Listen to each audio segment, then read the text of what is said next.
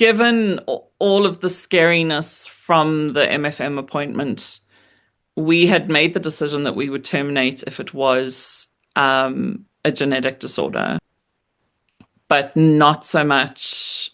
But we weren't going to terminate if there was no genetic disorder. This is our TFMR stories. I'm Sabrina. I'm a TFMR lost mom to my daughter Clara. I had to end my wanted pregnancy for hydrops, cystic hygroma, potential chromosomal defects, and for my own health. And now I help other TFMR parents in their darkest hour, parenting through the impossible. If you're listening to this, you found me, and that means you're not alone anymore. You can talk to someone about this. Email me or book a call. I've been through it too, and I want to hear from you. All right. Thank you so much, Bianca, for coming to join us and share about your TFMR for Down syndrome diagnosis.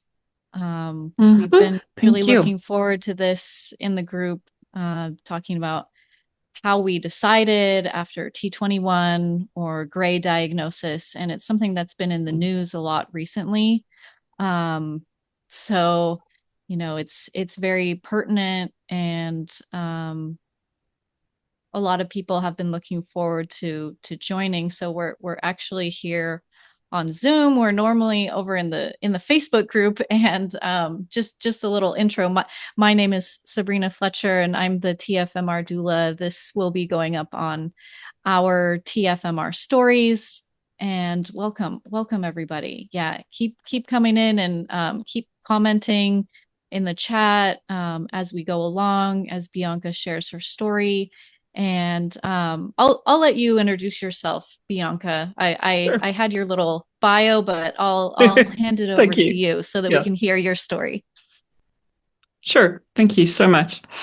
Hi, everyone. My name is Bianca Johnson. I'm an empowerment coach and the author of the book, All of These Lines. It's my story of pregnancy, loss, and hope. I have had 8 pregnancies and 6 losses, and I have 2 rainbow babies. My first pregnancy was a termination due to I wouldn't say unwanted pregnancy, but a ill-timed pregnancy. And then I met my husband, and in the first 2 years of our marriage, I was pregnant 4 times and had 1 child, which was quite a lot. I am based in one of the 3 coldest towns in South Africa. Hence, I am actually wearing an electric blanket. So sorry for the people in the Northern Hemisphere in summer looking at me going, what is that woman wearing? So yeah, my TFMR was my final pregnancy. I had initially a diagnosis of cystic hygroma, and then spent over a week waiting to know whether it was a genetic disorder or not. And yeah, that was tough. And yeah, so that's me. And my TFMR was in 2019, so I'm 7 years out. Similar timing for me. And our baby had cystic hygroma as well. And we weren't able to do genetic testing because of the time limits and all the stuff. That's a whole other story. We'll focus on, the gray diagnosis here in this call. But yeah, even those, like, it's gray. Like, sometimes the babies survive and then they're okay. So, each of these little factors can be so hard on their own. But I feel like when we look at it on a whole and we look at all the factors, and I'm also going to read, people have been commenting about, how they've decided with their different gray diagnoses too. So I'll read those as we go along. But my question for you is how did you decide? How did you, factor in everything that you were seeing in that pregnancy to make your decision? Thank you. Um, so I have a really interesting story that ties into the diagnosis. I had a dream about this baby um, very early on, long before I knew about the diagnosis. I had gone to get my beta testing done because it was my eighth pregnancy, and the amount of information I know about being pregnant and early pregnancy is a bit ridiculous. And so I'd done my beta HCG tests, and the first reading was very low, much lower than I'd ever had it before. And then the second reading, 48 hours later, hadn't doubled. And so I was concerned, but only mildly because I was still within the normal ranges when I looked on kind of the various places that you can go and see the readings and things. And about a week after that reading, I had this dream, which possibly was a forewarning, or possibly was my brain taking the information that I'd read over the years. But I remember, um, so in the dream, my living children were teenagers, and at the time they were 18 months and 5. So it was much further along, and we were walking down a busy city street, and the older kids were ahead of me, and I was holding a child's hand. And we got to a very busy, big crossroad, and my older kids had walked ahead. And the child whose hand I was holding um, stopped dead and sort of wouldn't cross. And I kind of, in that, like, mom, come on, kind of voice. And they said, no, this is as far as I go. And I remember turning to look at the child because at that point I hadn't seen the child. They'd just been the presence next to me in the hand I was holding. And I turned to look at the child, and it was an older child with Down syndrome. And she stood there and she said to me, I don't go any further. This is as far as I go. And it was this such clear, I remember kind of waking up from the dream, and there was a sense of utter sureness. Like it wasn't negative, it was just, this is the way that things need to be. Um, and then I remember kind of like the sadness and the fear kind of settling in of, is something actually wrong with this pregnancy? Um, so then I went to a doctor, and he's a whole nother story, um, and had the pregnancy confirmed at 6 weeks LMP. And there was a heartbeat, and everything looked fine. And so um, I thought, oh, it was just pregnancy dreams. It was just hormones, those sorts of things. And then at 12 weeks, we went for the 12-week scan, the detailed anatomy scan. And that was when and I still remember I walked into the room because I'd seen the same radiologist with my daughter 18 months earlier, and had sobbed and sobbed. And I can still remember the feeling of tears sitting in my ears as I lay on that table, as they just streamed when I heard her heartbeat. Um, and I walked into the room and went, no, no tears today. Um, and as soon as she started, and I remember holding my breath as I had for all of them. till I heard the heartbeat. And we heard the heartbeat, and I kind of relaxed myself, and she didn't. And I instantly knew, like instantly, the prickle started at the back of my throat and the kind of sense that something wasn't quite right. And so I think for me, although the dream had come very early in the pregnancy and um,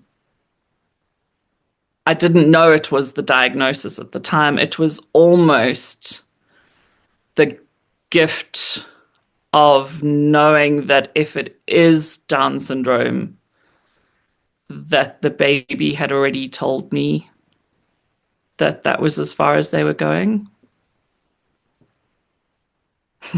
Wow. Um, yeah, That's yeah. Yeah, and we have a comment here. Wow, that dream. yeah, Yeah. And this is as far as I go. Oh, mm,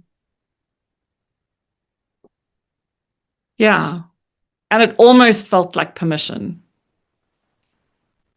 Um, Not that I wanted to end the pregnancy. I mean, it was very much a wanted pregnancy. Um, but so my comfort show is Grey's Anatomy. It's the show I watch so that I can cry when I don't have a real thing to cry for. And it had just been the season where Amelia's baby had the brain disorder, and they talked a lot about carrying to become an infant organ donor. And so I had in my mind that even if something was wrong, I would do my best to carry this baby. And then I remember the doctor saying to me, "Well, if they have a genetic disorder, they can't be a donor." And so I think yeah, there was that's what part I of me always that, think about. I sorry, I always think about yeah, that when I've seen clips of that episode. I don't think I've seen the whole yeah, episode, but it's confusing to me because, I've heard from people in our community and even like people who have continued to term, like yeah, that's the medical baseline, is that you cannot donate organs if there's something genetically going on yeah. with the If it's a baby. genetic disorder, was what I was told. So Mm. a genetic disorder can never donate organs. Mm. And at the beginning, kind of after hearing those first awful words of this baby is incompatible with life, which is a phrase I think every single one of us has hated hearing. Um, I remember thinking, well, okay, can it save someone else's life? Um, but then we got the diagnosis 10 days later of T21 Down syndrome. And I think at that point, we'd already made the decision that if there was a genetic disorder, that we would terminate. But I think also one of the key things in that decision for us, certainly from my husband's perspective, is our maternal fetal medicine specialist was terrible. He has the worst bedside manner ever. But he spent my entire appointment explaining every single thing that could go wrong and kill me if we carried on with the pregnancy, to the point that Brian was utterly petrified of us carrying on with the pregnancy at all. And I think that played quite a large part in us making the decision to terminate when we did terminate. Mm. Yeah, and it's interesting that you mentioned that you got it not compatible with life because diagnosis, because often, it's why we talk about T21 as being like a spectrum Mm. And there is that gray all the way to fatal. And then I think Mm. even like the babies that do survive have higher leukemia, childhood leukemia, and then early onset Alzheimer's. So, looking Mm. at all these And different heart factors. disease, and yeah, and it's I terminated the day before Down Syndrome Awareness Day. So every year I am reminded. And every year it sort of blows my mind at the timing. Um, because I think was it, I'm trying to remember, I think it was Kate's post who was talking about the posters and how the posters show that tiny 1% or 5% at the highest end of the spectrum. And they're the ones pushed forward for all the Oh, like the advocacy and face of the yes, the faces of face Down of Down syndrome. syndrome and all of that. But there's never any posts or advocacy or marketing on the lower end of the spectrum and the people that never have any life. Um, Yeah, and could it I took read a me a long comment? time. Oh, Sorry? sorry. Could I read a comment here really quick? I think we Yeah, might have a sure. lag, but that's okay. Could I read a comment here um, Mm. from someone else who made their decision due to poor infrastructure? Because I think that this really comes into play. So our community member said, my decision was ultimately made first and foremost because I know how broken the system is for disabled children, being that my son has significant autism. We also lack the support needed to raise a child with a disability because I know it takes a village and it's really only myself and my partner. Third, we made the decision thinking of who would take care of our child when we are gone if she lived that long. And fourth, to save her from a life of being disabled, including potential surgeries and long hospital stays. There are lots more reasons, but these were some of the biggest factors. And for those saying that adoption is always an option, I would love to see which one of them applied to adopt a child with a disability. Children with T21 are desperately lost in the system. Oh, I so agree with that. Um, and I, and that's not even a unique to the US situation. I mean, that is a global situation of lack of support. I mean, um, my daughter has epilepsy, and her neurologist does work with the sort of some of the government hospitals in our area, supporting quite a few severely disabled children, two of which I've seen have Down syndrome. But he's said to us as well, like, without private care or doctors that go out of their way to make an effort, he says the number of people, children that he's heard about who are literally left in a dark room um, all day because no one knows how to stimulate them or how to care for them or how to. And I mean, that's a global phenomenon. And I think a lot of those concerns were things that we discussed as well. We're both older parents. I would have been 42 when that pregnancy went to full term. My husband would have been 45. And we didn't, knowing that our daughter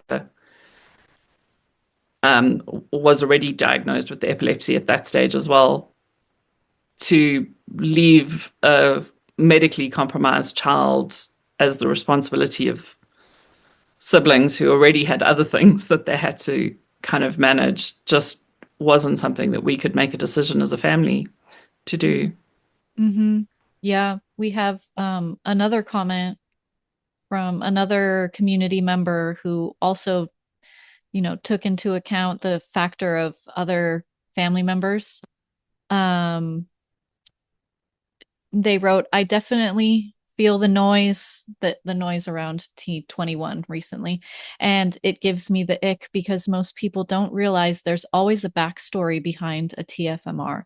We chose to TFMR a T21 pregnancy last September because we've already been through the loss of a child. My 1-year-old son passed in his sleep from 2021 suspected COVID before kids could get vaccinated. And my daughter and I have the same rare genetic syndrome, Cowden syndrome. She's also autistic and having to handle the possibility of more therapies, and Cowden and T21 was past our abilities.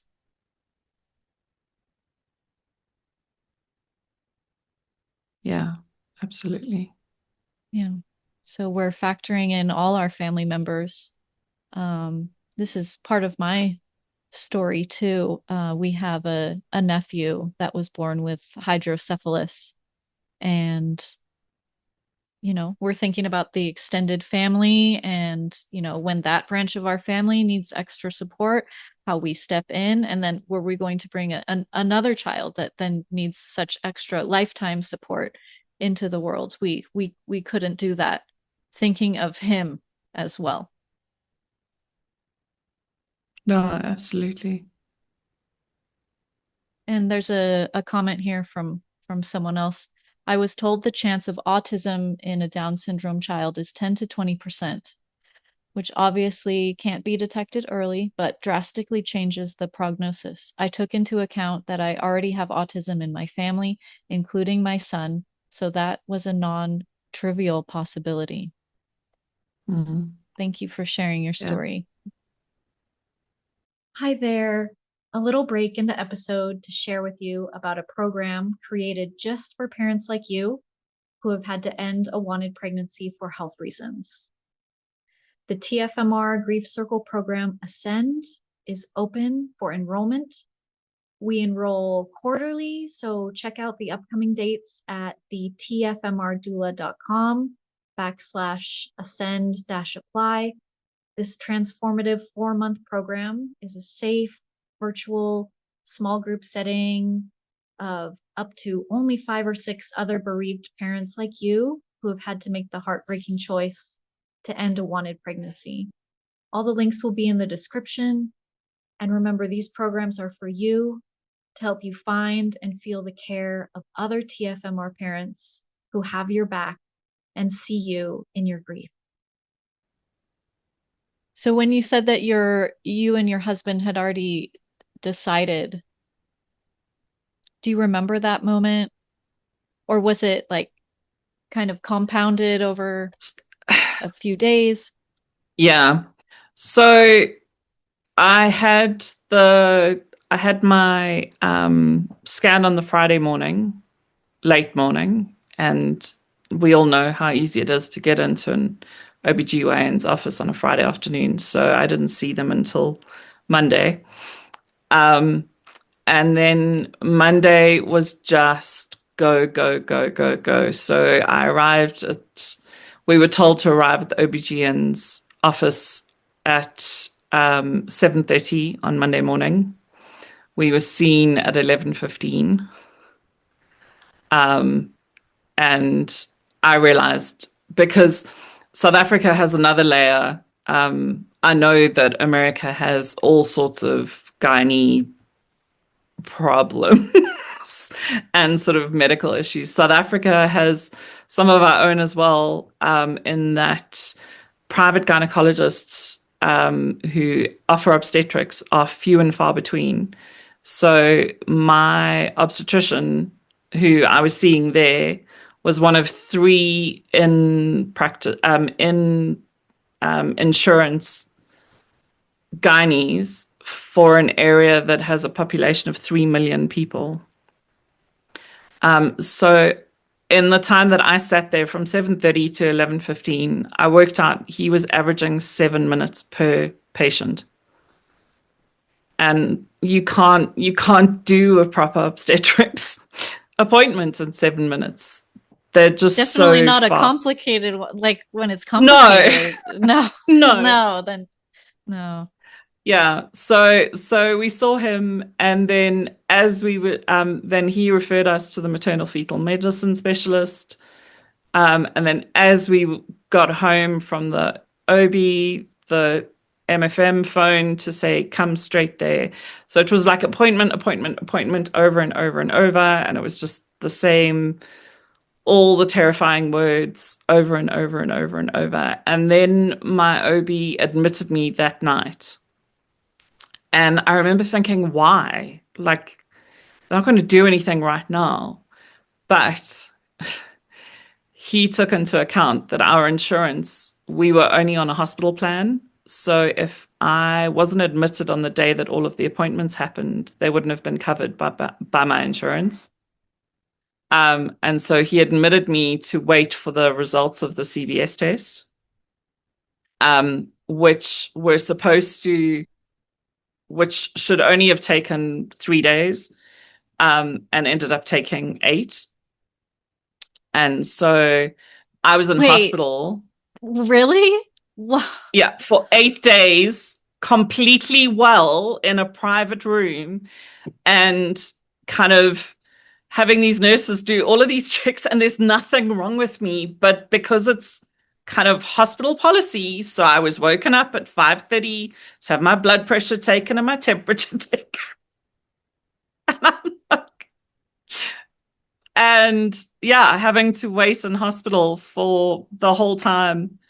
And so I had a lot of time to think and Yeah. write and journal, and yet the one thing nobody reminded me is that I could phone my own psychologist. Not a single person in that whole time asked me if I had worked with a psychologist, and would I like to have her come and treat me. And instead they gave me a religious male not of my religion to counsel me on the termination process, which was just mind-boggling.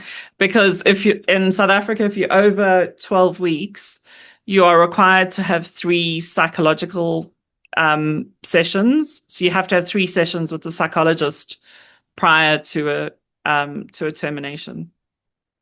But no one asked me if I actually had a psychologist that I could speak to.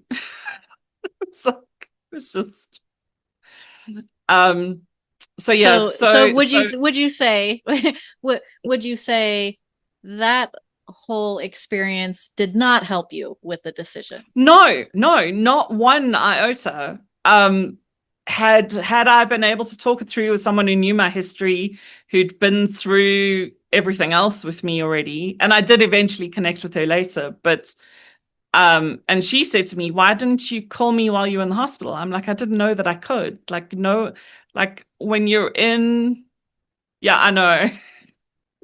Especially eight Yeah, days in hospital go when you're ahead, well. read that comment for Yeah. us so that Um, yeah, the comment from someone is 8 days in the hospital, my jaw is on the floor. I know. I'm like, I was flabbergasted as to why I was there and needing to kind of be away from my family, be away from my support structure. I played hours and hours and hours of Words with Friends, which actually became my lifeline, which we can talk about Oh, mine was in the next Sudoku. part. Yeah, we can do Yeah, that. We can talk about yeah, that when because we're gonna do a part two yeah, over on Bianca's channel on YouTube to talk about life after T21 and gray yeah, diagnosis. yeah. I'll Um, put that a link here. oh, sorry, you muted there. Oh, I'll put the link for your YouTube channel here for us. So go ahead, Thank continue. you. Yeah. Um, yeah. So during that time, had a lot of time to for Brian and I to kind of text message each other, and because he was having to parent the 2 children at home while I mean, so it was good to have the quiet to think, but it was a lot of quiet and a lot of on my own.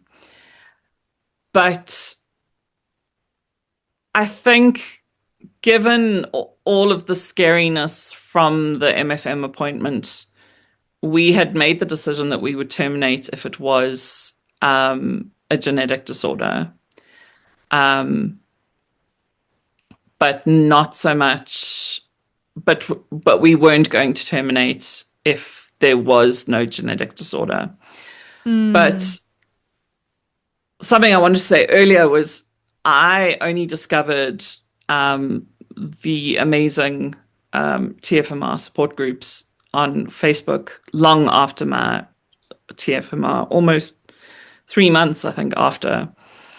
Um, but in that weekend of Googling between the scan that went bad and the gynae appointment on the Monday, I had discovered a cystic hygroma Facebook group. And boy, was that the biggest mistake I'd ever made.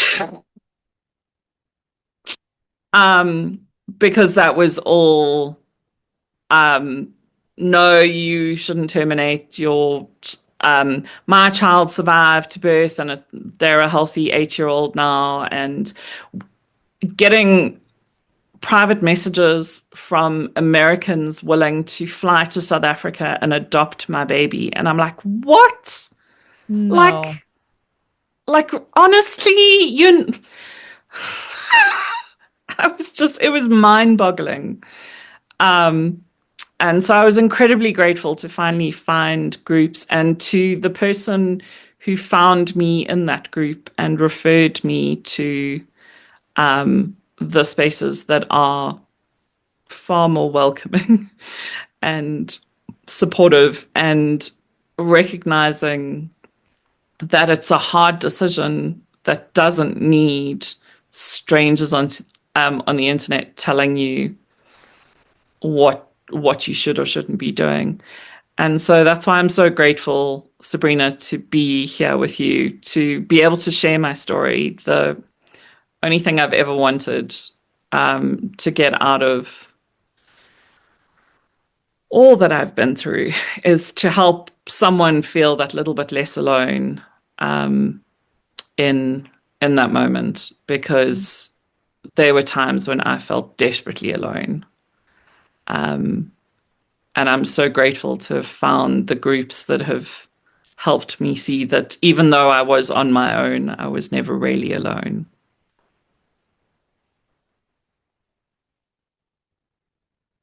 Mm.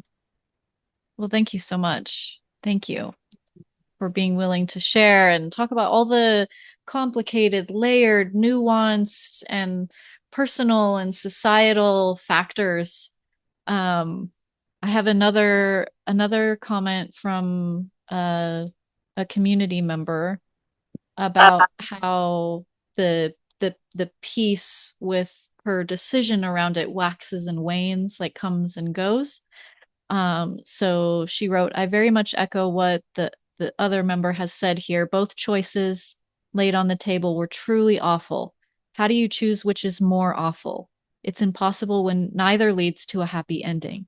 Even with a best case scenario with no major structural abnormalities, we were told that they may emerge later in pregnancy.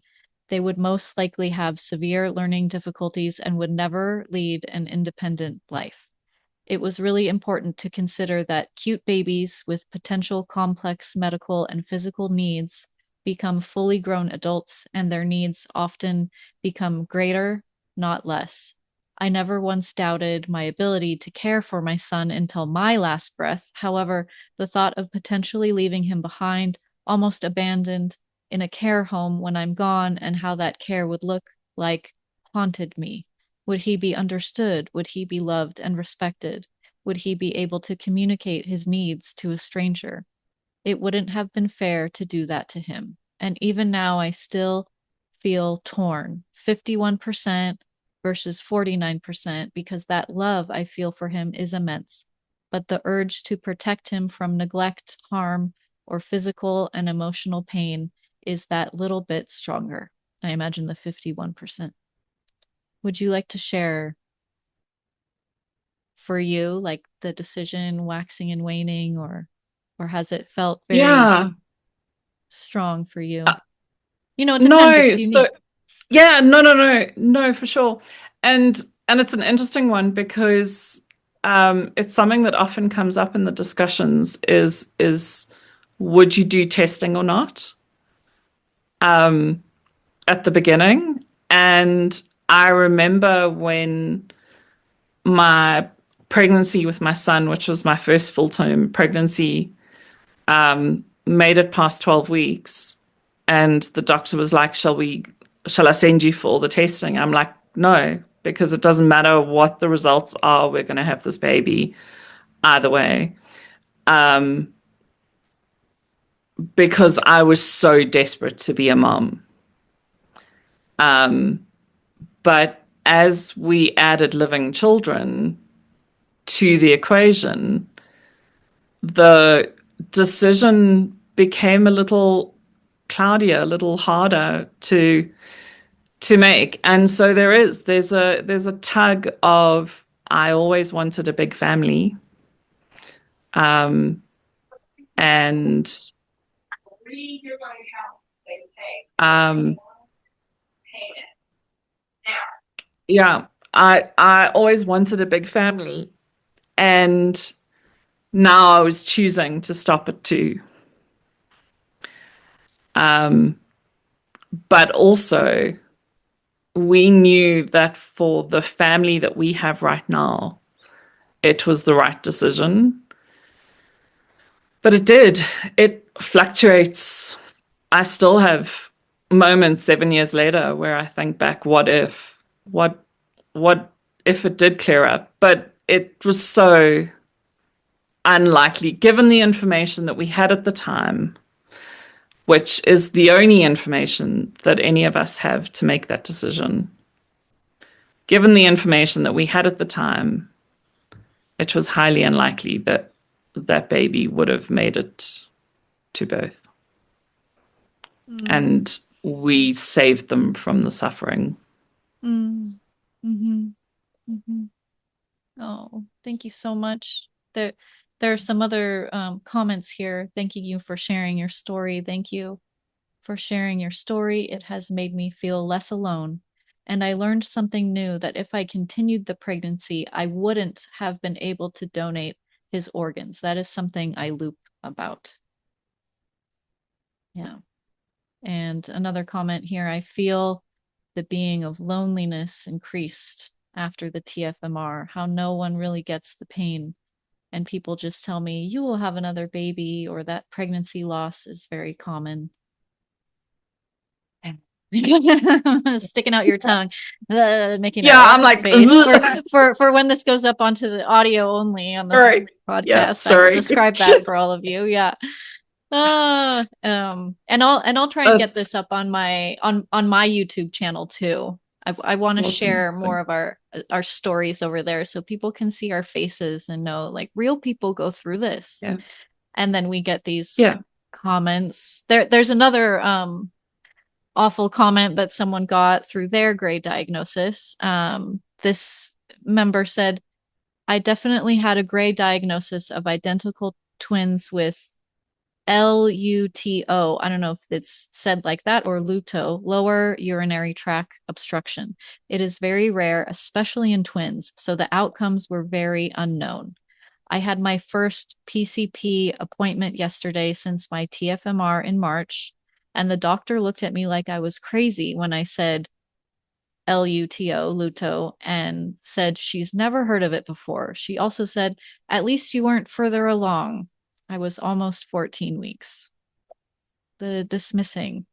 Oh, And I think that's a whole nother video. But oh but yeah. if there is a YouTube video on mine called Words That Wound, if anybody wants to Mm, watch that, I've recorded specifically for you to send to doctors who don't know how to um, speak about loss. Because for me, that was one of the hardest things, was just how language has truly affected. And I think in particular, a lot of us making our decisions, and a lot of um, the distress in the decision comes from that kind of the like the words they choose in Yeah. those conversations with us. And it could have been a lot less harming or harmful had doctors just thought about the human being on the other side of the table. Mm. Yeah. Mm-hmm. Yeah. Us as the human being, our Yes. partners, the other Yes. children in the picture, the Yeah. baby themselves. Yeah. Mm. All Yeah. all of that, the humanizing, so much more humanizing needs to come into these situations. Mm, Just remembering the heart absolutely. and soul around all of it, because that's where our decisions come from. And in your case, it also came from this very deep intuition place, which mine too. Mine too. Oh, okay. Yeah, I had a dream too, where my Oh, baby, wow. yeah, she came to me and said, um, I didn't come to harm you. Wow. That's beautiful. That's So I think we beautiful. have to remember those moments. We have to remember those pieces of our story, the aspects, where we made the decision, especially when the noise gets so loud, Mm, you know. yeah. I go back to this dream. Does your dream help you too when you see the Yeah. rhetoric and diatribe online? Yeah, absolutely. And just knowing that there so it turns out that that baby was a boy. Um and we named him Bryce, and I have a foundation called the Baby Bryce Foundation, which the sole purpose there is to offer peer support for pregnancy loss moms and to offer education and advocacy in the medical field in particular, because I had a very traumatic TFMR, which we don't need to go into now. um, but if you're interested, you can read it in my book. And your book Uh, name again. Your book the name book again is is all of these lines, all of these lines. and it's a play on the words, all of the pregnancy test lines.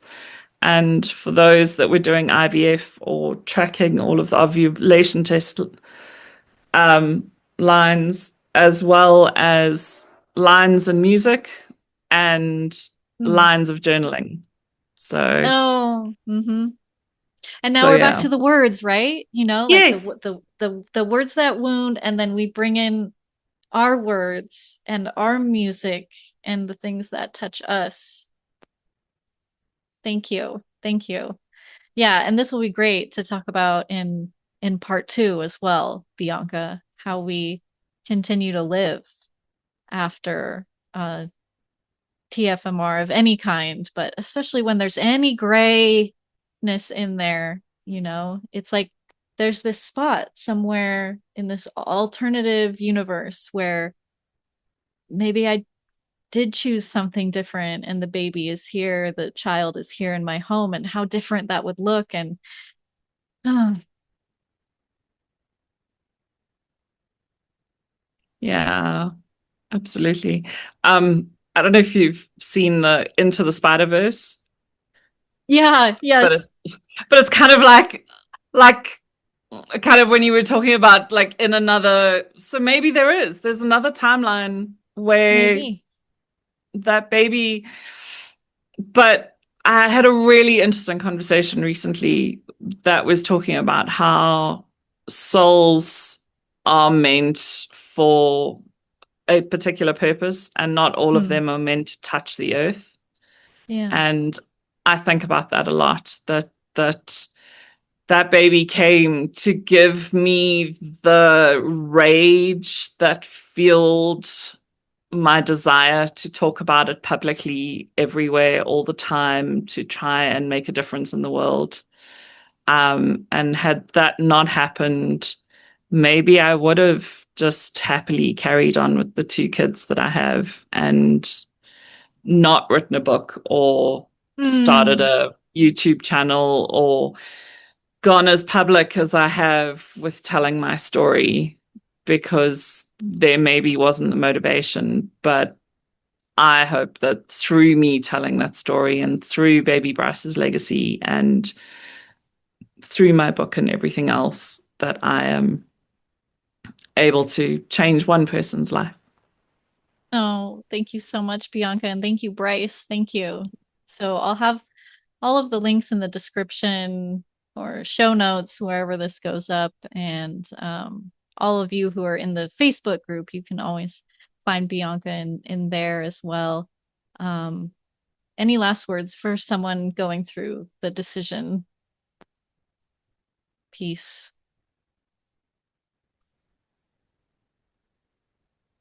I I'm a gut reaction person looking at all of like the human design and all of those sorts of things. And so I would say go with your first gut reaction. Deep down, you already know, and it's mostly the noise that is, yeah, that is trying to change your mind. Deep down, you know, and trust that knowing. Yeah. Thank you. Thank you so much. Yeah. And we can remember that even later, because I think talking to so many people who have been through TFMR and having them in the grief circles and or working one-on-one, supporting people through it, or in decision, I do decision support calls too. And Sure. That's brave. there's this Yeah. place in us Yeah. that just knows. Yeah. And when I return to that place, whenever I'm like, oh, what if, and I should have, and what, all the shoulda, woulda, coulda, Mm. I return to that place, and it helps. It really does. So thank you for that reminder, and Yeah. thank you everyone who's here. Thank you for having me. Thank you. Thank you. Thanks. Thank you for listening in today. I want to finish today's episode by inviting you again to join us in our upcoming group grief circle, Ascend. If you are looking to heal your heart, feel safe in your body again, and experience grief and trauma healing modalities live with other compassionate TFMR parents like you, come join us. You can find more info and apply at the tfmrdoula.com/ascend-apply, and that link will be in the show notes or in the description wherever you listen to your podcasts. And take care. Subscribe to this podcast. It means so much. Leave a review, share it with a TFMR bestie or someone who you think would like this episode.